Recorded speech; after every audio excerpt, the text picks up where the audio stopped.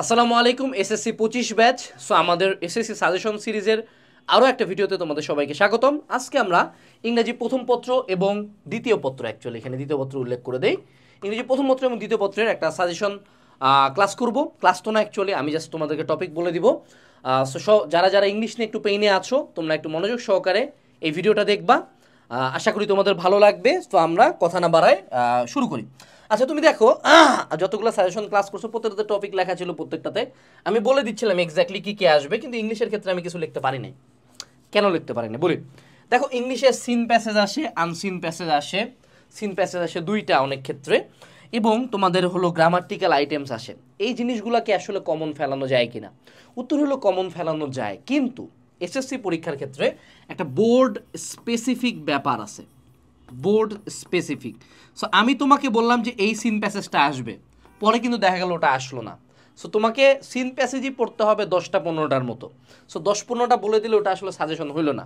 কিন্তু তুমি যদি আরও ডিটেল সাজেশন চাও, এসএসসি সাজেশন যাদের কাছে আছে, এখানে তুমি যদি ইংলিশ পার্টটাতে যাও, হ্যাঁ, আমরা বেশ কিছু টপিক এখানে উল্লেখ করেই দিছি যে এই এই এই সিন প্যাসেজ আসবে, এই আনসিন প্যাসেজ আসবে, প্রত্যেকটাতে এখানে উল্লেখ করা আছে। ঠিক আছে, তুমি দেখো প্রত্যেক সাবজেক্টের যেমন সাজেশন আছে, ঠিক তেমনই ইংলিশেরও আছে। কিন্তু এখানে একটা কিন্তু আছে। দেখো, কিন্তুটা হইলো যে যখন তুমি ইংলিশে সাজেশন দিতে চাও, তখন তুমি একটা অনেক বড় গ্যাম্বল খেলো।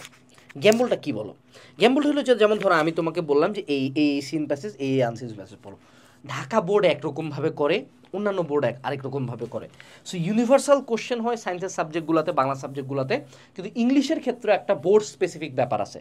সো তুমি যদি ইংলিশের সিন বা আনসিন প্যাসেজ কমন পাইতে চাও, তোমার টার্গেট করা উচিত এই টাইমটা জুড়ে টপিক লেখাটা হলো বোগাস, জীবনে কমন আসবে না। তোমার টার্গেট হওয়া উচিত যেটা, সেটা হলো যে তোমার যে বোর্ড আছে, তোমার বোর্ডটার প্রিভিয়াসের মোটামুটি বেশি না 5 থেকে 6 বছরের বোর্ডের কোশ্চেনগুলো সলভ করো।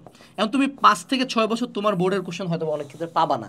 সেক্ষেত্রে তোমার এই বছরের বোর্ডের যে টেস্ট পেপারটা আছে না, তোমার বোর্ডের যেগুলো টপ স্কুল আছে, যেমন ধরো আমাদের ক্ষেত্রে রংপুর ক্যান পাবলিক ছিল, দিনাজপুর জেলা স্কুল ছিল, আমেনা বাকি ছিল, এরকম বড় বড় যেগুলো স্কুল ছিল, সেরকম টপ 20 স্কুলের কোশ্চেনগুলো তুমি সলভ করো। তাইলেই তুমি বুঝা পাবা যে তোমার কোন সিন কম্বিনেশনটা তোমার বোর্ডে আসবে। ঠিক আছে, এছাড়াও ডিটেল সাজেশন তো এসএসসি সাজেশনে আছেই। তোমরা যারা লাস্ট শটে আছো, তোমাদের কাছে সাজেশন আছে। তোমরা প্রায় 10 থেকে 12 হাজার মানুষজন আমাদের সাজেশন কিনছো। সো আমি এইটুকু ধরতে পারি যে না, তোমাদের কাছে সাজেশনটা আছে। তো এটা গেল প্রথম পার্ট, সিন কম্বিনেশনের পার্ট। দ্বিতীয় যেটা মনে রাখতে হবে, বাবা, তোমাকে আমি যতই সিন প্যাসেজ কমন দেই, ধরো তুমি এক্স্যাক্টলি জানলা যে এই সিন প্যাসেজটা আসার কথা ছিল, এটাই আসছে, তাও তুমি ধরা খাবা কেমনে? তোমরা সিন প্যাসেজের যে এমসিকিউ পার্টটা, যে অপশন চুজ করতে হয়, মাল্টিপল চয়েস, ওটা পারো না। তুমি এখানে কোশ্চেন অ্যান্সার যখন লিখতে দেওয়া হয়, কোশ্চেন অ্যান্সার এত শিট লেখো যে তোমাকে 2 মার্ক দেওয়া যায় না ওটাতে। তো সেক্ষেত্রে এই এমসিকিউ আর কোশ্চেন অ্যান্সার কখনো পৃথিবীর কেউ কমন দিতে পারবে না। এটা জাস্ট প্র্যাকটিসের জন্য। সো তুমি এখন থেকে একদম এসএসসি এক্সামের আগের দিন পর্যন্ত ট্রাই করো দিনে 2 থেকে 3টা করে মডেল টেস্ট দেওয়া। দিনে অ্যাটলিস্ট 2 থেকে 3টা করে মডেল টেস্ট দাও। তুমি যত মডেল টেস্ট দিবা, তত তোমার দক্ষতা বাড়বে, এটা মনে রাখবা। ইংলিশের এর বাইরে কোনো সাজেশন নাই, ইনক্লুডিং গ্রামাটিক্যাল আইটেমস। দেখো, এখন গ্রামাটিক্যাল আইটেমস চাইলে কমন দেওয়া যায়, যদিও বিগত বছরের তুমি যদি বোর্ডের প্রিভিয়াস বোর্ডের কোশ্চেনগুলো সলভ করো, গ্রামাটিক্যাল আইটেমস কিছু কমন আসবে, কিন্তু চেঞ্জ তো করবেই স্যার।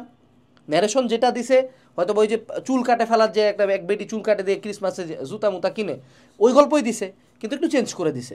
এবং আরেকটা যেটা, সেটা হলো যেগুলো রিয়ারেঞ্জ বা আদার কিছু আইটেমস আছে, হ্যাঁ, সামারি, হ্যান্ড গ্রাফস চার্টস, এগুলো মোটামুটি কমন দেওয়া যায়। রিটেন আইটেম যতগুলো আছে, রিটেন আইটেমগুলো কমন দেওয়া যায়।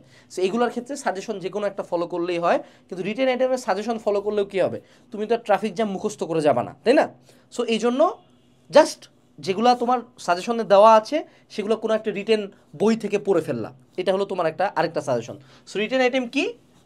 তুমি কোনো একটা বই থেকে পড়ে যাবা, কারণ তুমি আলটিমেটলি বানাই লিখবা। আর বাকি আইটেমগুলো কি? প্র্যাকটিসের উপর। হ্যাঁ, রিটেনে প্র্যাকটিস করে যাবা, রাইটিং প্র্যাকটিসটা একটু এক্সট্রা করে যাবা। কারণ অনেকে আছো যে ইংলিশ এক ফোঁটাও লেখার প্র্যাকটিস নেই, বাংলা লিখছো অনেক দিন ধরে, যার কারণে ইংলিশের হাতের লেখা খারাপ হবে, অথবা পরীক্ষার হলে ইংলিশ লিখতে গেলে ফ্লুয়েন্সিটা বা ফ্লোটা হারায় যাবে। সো এখন বাসায় বসে বসে দিনে অ্যাটলিস্ট একটা প্যারাগ্রাফের একটু লেখলা, মানে যেগুলো তোমার মনে হচ্ছে না, একটু প্রথমের কিছু লাইন, মাঝের কিছু লাইন, লাস্টের কিছু লাইন লিখে জাস্ট হাতটাকে চালু রাখা। এখন আমি যেটা বলতেছি, এই পার্টটা খুব মনোযোগ সহকারে শুনবা, ভেরি ভেরি ইম্পর্টেন্ট। দেখো, ইংলিশ কোশ্চেন সবসময় রিসেন্ট টপিক্সে মাঝে মধ্যে ফোকাস করে বিভিন্ন বোর্ডে। যেমন এবছরের কিছু রিসেন্ট টপিকস আমি বলে দিচ্ছি যেগুলা থেকে কোশ্চেন আসতে পারে, আমি বলতেছি না আসবে, কেউ বলতে পারবে না, বাট আসতে পারে। যেমন আমাদের 24-এর গণ অভ্যুত্থান, ঠিক আছে, 24 আপরাইজিং, 24-এর যে গণ অভ্যুত্থান বা বাংলাদেশ 2.0, হ্যাঁ, এইটা থেকে কোশ্চেন আসতে পারে। সো এই রিলেটেড কিছু জিনিসপাতি চ্যাট জিপিটি আছে না, চ্যাট জিপিটি কিন্তু ফ্রিতে, যদি বলো যে write a paragraph on 24 uprising of Bangladesh, ও সুন্দর মতো গোছায় তোমাকে লিখে দিবে। সো ওখান থেকে তুমি একটা আইডিয়া নিয়ে গেলা। দেন হলো আবু সাইদ এবং 24-এর গণ অভ্যুত্থানের যারা আত্মত্যাগ করছে, এই আত্মত্যাগটা নিয়ে একটা কোশ্চেন আসতে পারে, বলতেছি না আসবে, আসতে পারে। এর পরবর্তীতে ডক্টর মোহাম্মদ ইউনুস স্যার, উনাকে নিয়ে একটা প্যারাগ্রাফ আসতে পারে। উনার যে 30 তত্ত্ব বা হ্যান বেসিক যে তথ্যগুলো, কবে নোবেল পাইছে এই তথ্যগুলো একটু মনে রাখতে হবে। আবু সাইদের ক্ষেত্রে উনি কবে মারা গেছেন বা উনার যে তথ্যগুলা, কোথায় পড়াশোনা করতেন, কত তারিখে, এই তথ্যগুলো তোমাকে একটু অ্যাড করতে হবে, তাহলে তোমার জিনিসটা ভালো হবে, ঠিক আছে। এর পরবর্তীতে তোমার অবশ্যই ইসরায়েল প্যালেস্টাইন কনফ্লিক্ট, যে প্যালেস্টাইনে যে গণহত্যাটা চলতেছে, মানবতা বিরোধী এত জঘন্য একটা কাজ যে চলতেছে, সো ইসরায়েল প্যালেস্টাইন কনফ্লিক্টটা নিয়ে তোমাকে লিখতে হবে, যে প্যালেস্টাইনের সেই ক্ষেত্রে কিছু তথ্য তোমাকে জানতে হবে, যে কবে অ্যাটাক হয়েছে, কতদিন ধরে চলতেছে, হিস্ট্রিটা কি, এগুলো লিখলে মোটামুটি ভালো নাম্বার পাওয়া যাবে।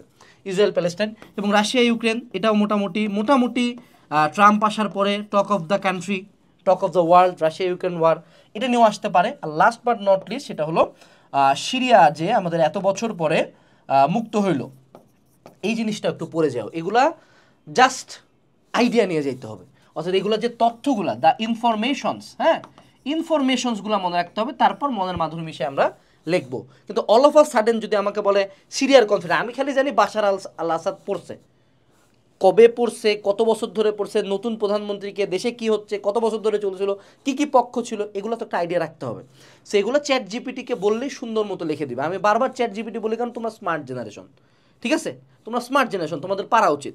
সো এর বাইরেও যদি তুমি আরও ডিটেল সাজেশন চাও যে এক্স্যাক্ট কোনগুলো পড়বো, এগুলোর জন্য কিউএনএ এসএসসি সাজেশনে বেস্ট, এর উপরে কোনো সাজেশন নাই। সো ভিডিও ডেসক্রিপশন বক্স থেকে এই বইগুলো চাইলে অর্ডার দিতে পারো, ঠিক আছে। সো এই ওভারঅল আমার মনে হয় ইংলিশের জন্য যা যা বলার দরকার আমি বলে ফেলছি। আশা করি তোমাদের ভালো লাগবে। আসসালামু আলাইকুম, টাটা।